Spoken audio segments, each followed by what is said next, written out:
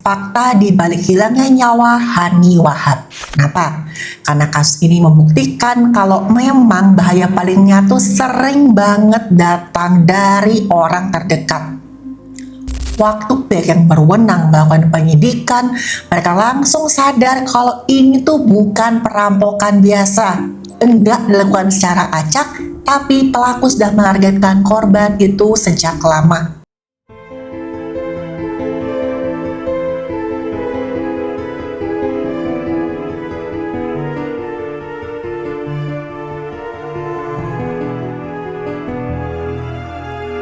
Halo, saya Dr. Stefani. Saya seorang dokter spesialis forensik dan mediko-legal, dan saya belajar dari yang mati.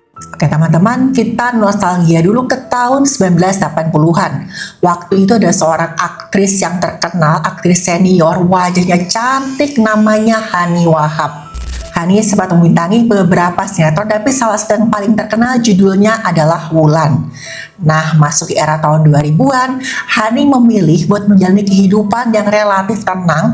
Dia berhenti di dunia entertainment, dia pengen hidup sebagai orang biasa.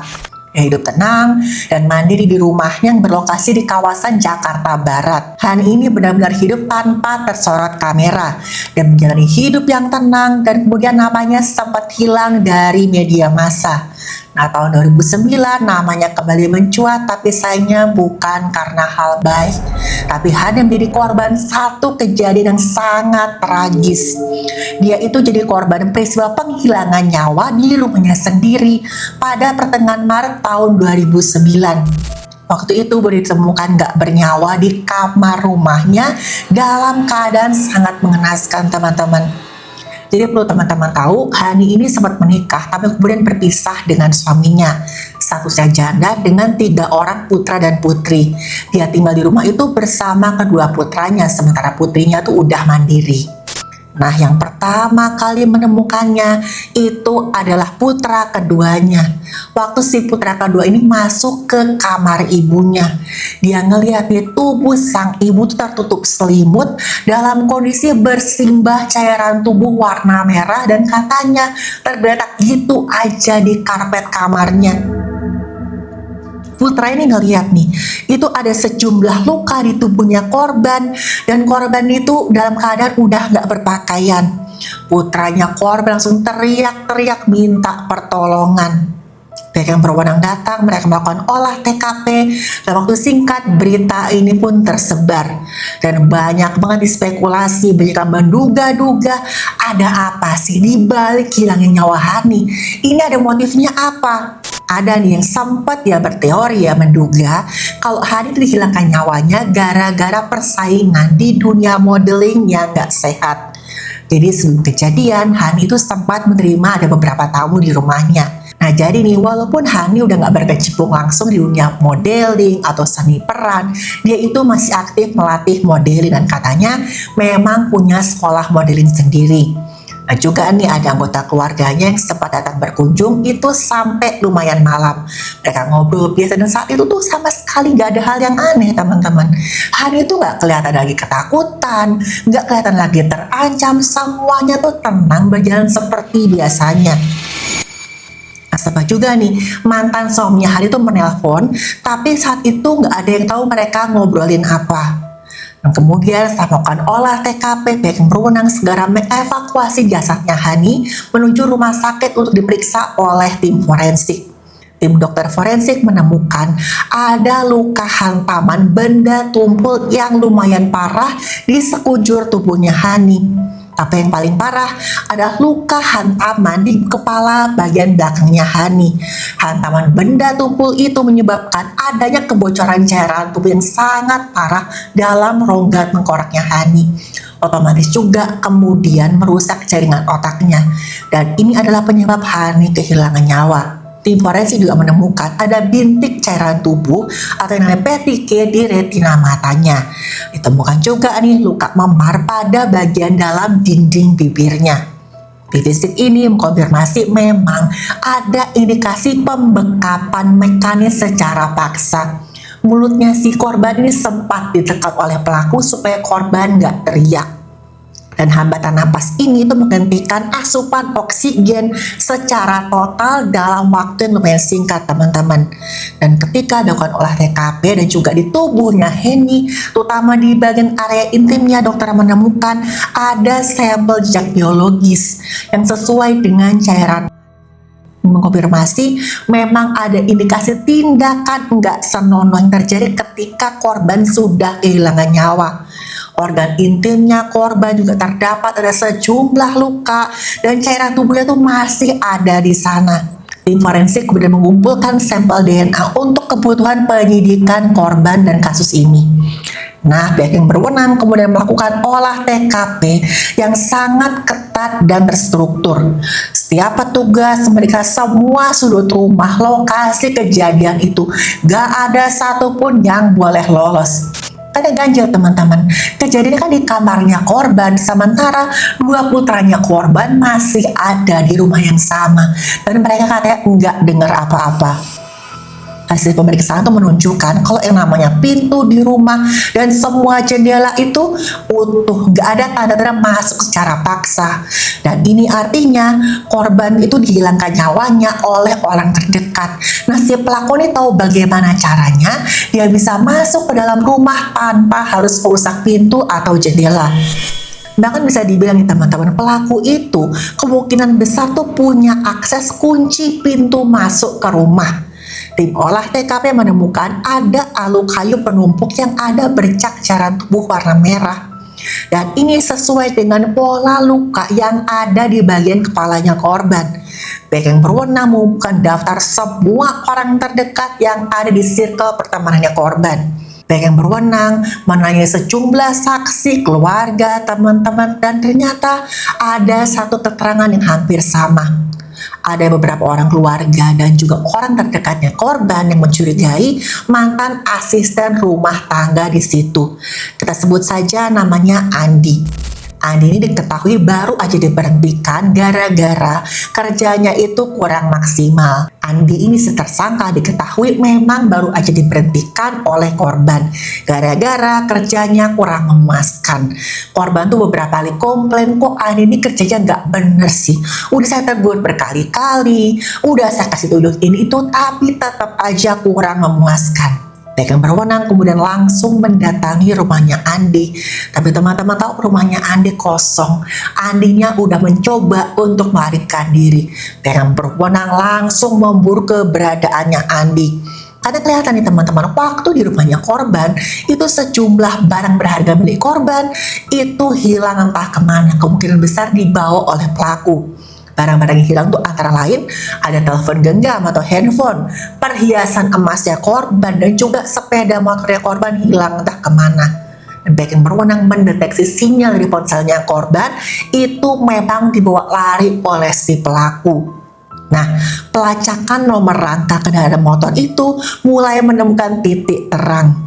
Ketahuanlah nih siapa penadah yang membeli motor korban itu dari si pelaku. Karena nggak lama setelah kejadian, si pelaku ini itu udah menjual motor Honda Vario yang milik korban seharga 2 juta rupiah. Dan penadah ini langsung ngasih keterangan ke pihak yang berwenang. Nah, ketika penadahnya ditemukan teman-teman, pihak yang berwenang meminta keterangan.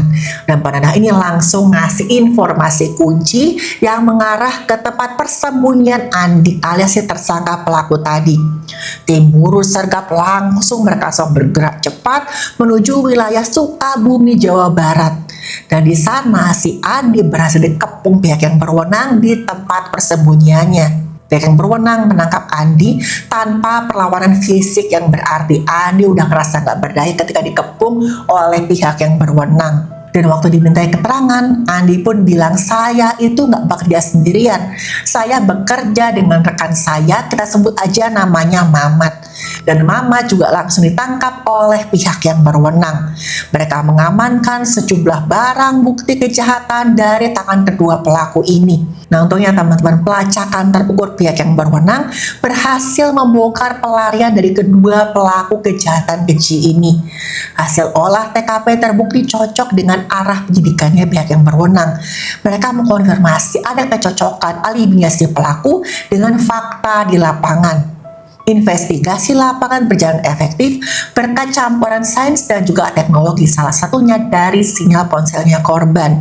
Nah, penangkapan para pelaku ini membuat titik terang yang luar biasa bagi keluarga korban. Karena teman-teman bayangin deh, keluarga korban tuh merasa sedih, mereka merasa marah, kok ada yang tega menghilangkan nyawa korban dengan begini kejamnya, masa sih cuma demi harta benda aja.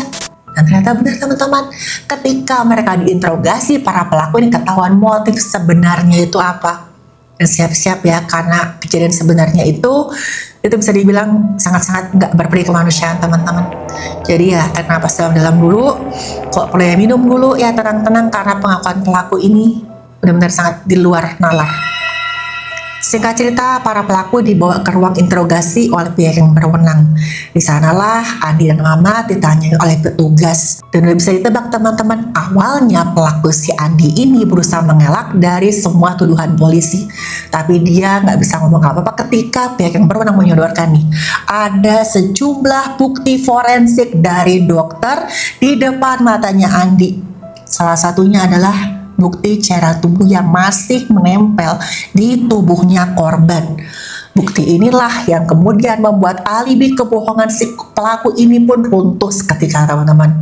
Andi pun mengakui semua aksi kejinya secara jujur dan juga sangat-sangat rinci. Jadi Andi mengaku dia tuh dendam karena sering dimarahi ketika dia bekerja di rumahnya korban. Andi bilang, saya tuh tahu, saya tuh nggak bisa masak. Dan kadang-kadang pekerjaan saya tuh masih di bawah standar. Tapi gara-gara itu saya sering dimarahi sama si korban ini dan saya sakit hati. Sakit hati itu menumpuk dan kemudian ditambah lagi Andi sedang terjebak masalah ekonomi. Nah, ketika akhirnya si korban nggak tahan, Andi diberhentikan. Andi pun merasa emosi luar biasa. Dia ngerasa saya sedang susah, dimarahi, dan sekarang saya malah diberhentikan.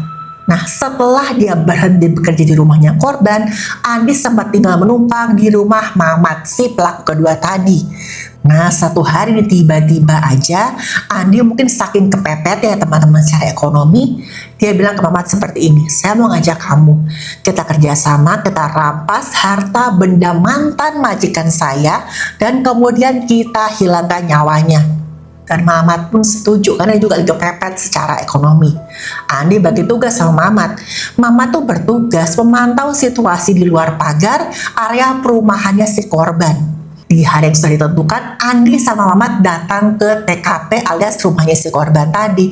Tapi mereka nggak langsung melakukan aksi kejahatannya mereka. Karena waktu itu, seharian memang si korban alias Hani itu sempat menerima beberapa orang tamu. Hani itu lumayan sibuk teman-teman, jadi tamunya tuh datang, kemudian pergi. Dan pokoknya si Mamat sama si Andi tadi harus memastikan kalau rumahnya kosong, sama sekali nggak boleh ada saksi mata. Mereka menunggu dengan sabar sampai jam 12 malam barulah rumahnya si korban sepi. Andi mulai masuk diam-diam, dia gunakan kunci cadangan yang masih dia pegang, yang masih dia simpan diam-diam. Andi masuk, dia tuh sempat mengambil ada beberapa benda elektronik antara lain handphone dan juga tas berisi surat-surat dan uang. Nah, setelah itu teman-teman, pelaku Andi tadi dia pergi ke dapur, dia ambil alu kayu penumbuk. Dia datangi kamarnya korban dalam keadaan tidur pulas di kamarnya. Dia hantam kepala korban berkali-kali sampai korban akhirnya nggak bisa bergerak. Dan waktu itu korban sempat terbangun, sempat mencoba teriak tapi wajahnya dibekap. Korban sempat mencoba melawan, tapi udah pasti korban kalah tenaga. Dan katanya pelaku Adi ini sempat mengambil bantal, dia bekap wajahnya korban sampai korban benar-benar gak bisa lagi bergerak dan korban pun kehilangan nyawanya.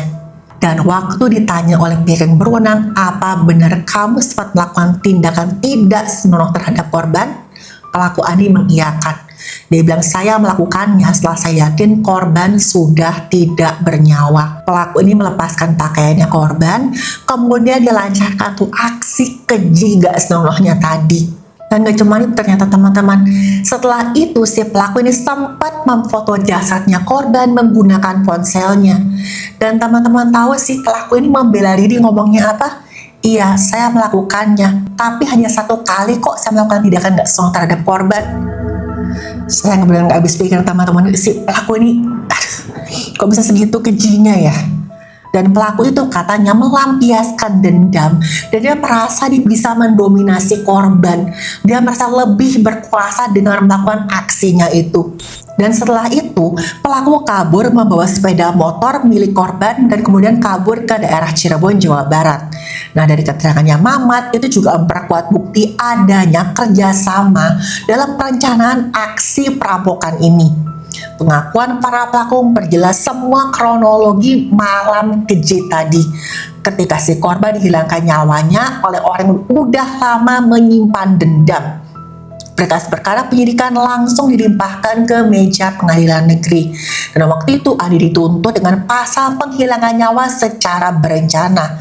Dan hakim menjatuhkan vonis hukuman seumur hidup bagi Andi si pelaku utama. Karena dia merencanakan, dia yang punya motif dendam, dan yang berinisiatif melakukan tindakan gak senonoh dan keji ke korban setelah korban kehilangan nyawa. Sementara rekannya ada yang namanya Mama tadi dijatuhi hukuman vonis tahanan karena sudah berkonspirasi dalam melakukan tindak pidana bersama si Andi. Pengungkapan kasus ini mengkonfirmasi pentingnya ilmu pengetahuan dalam hukum. Pembuktian ilmiah gak bisa dibantah oleh alibi kebohongan para pelaku. Tapi satu hal ya teman-teman, kewaspadaan terhadap orang terdekat itu selalu ditingkatkan dimanapun kita berada. Mau di rumah, di tempat kerja, tetap waspada. Kejahatan paling keji sekalipun pada akhirnya akan menyisakan jejak. Gak ada kejahatan yang sempurna. Kasus hilangnya nyawa Hani Wahab ini jadi catatan sejarah kriminal yang cukup gelap teman-teman. Korban memang tidak bisa hidup lagi, tapi korban berhak mendapatkan keadilan. Kebenaran fakta akhirnya terungkap melalui jalur proses peradilan. Dan lagi-lagi, sains forensik berhasil menyelesaikan kejahatan yang paling kelam sekalipun. Jadi lagi-lagi teman-teman, yang namanya bahaya enggak selalu datang dari orang asing. Orang yang pernah kita percaya, apalagi yang tahu kehidupan pribadi kita, bisa berubah jadi ancaman ketika hati dikuasai hawa nafsu dan juga dendam. Dan gimana pun juga ya, walaupun tadi Andi bilang sakit hati sama si korban, sering dimarahi dan kemudian diberhentikan, sakit hati semacam apapun gak bisa jadi pembenaran untuk membalaskan dendam, apalagi dengan merampas nyawa dan harta orang lain. Yang namanya kesulitan ekonomi gak boleh membuat seorang menghalalkan segala cara. Keuntungan sesaat dari satu tindak pidana bisa berakhir dengan hilangnya kebebasan seumur hidup. Dan lagi-lagi kasus ini mengingatkan kita, kalau dendam terus-terusan dipelihara, bisa menghancurkan banyak kehidupan sekaligus, merenggut masa depan korban dan membawa pelakunya menjalani konsekuensi hukuman seumur hidup.